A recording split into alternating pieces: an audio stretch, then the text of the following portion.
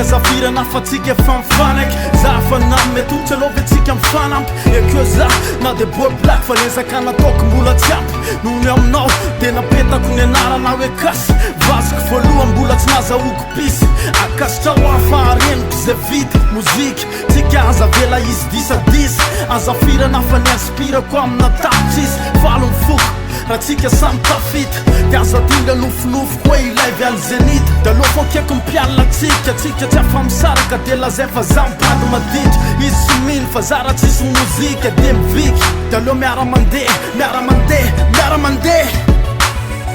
Sika, io tsy misy miataka fan'izao Sika, tsika tsy maintsy miakatra amin'ny ava Tekinika miaraka amin'ny fankafizana Fa mozika,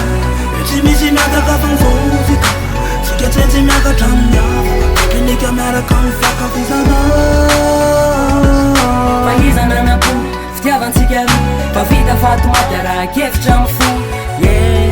Mampiahoatra ny saina, fisinao maniny Mamelomelonena mamehery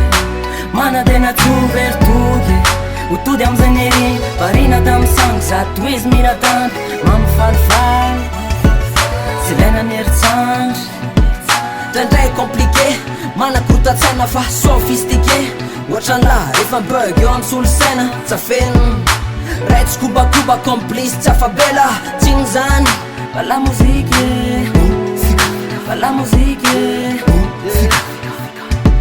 Ora maro zao milazana no vola lanko Napitapy napifety napiteny ambony Napiteny akavavavila tsy hovona Tsy lotanao miakangy mozika mampangoma Tsisanao ty ua mamirifiry miririnina Toka tsy mandona tsisy feo anikotina Kaly tsy mba miditra fanao ihany ny vitamine Fanafody fanalahida ny etaetaky anao tsina Io tsy misy miakaka fan'izao Tsika tsy maintsy miakatra amin'ny ava Tekinika miaraka amin'ny fankafizana Fa muzika, io tsy misy miataka fan'izao Sika,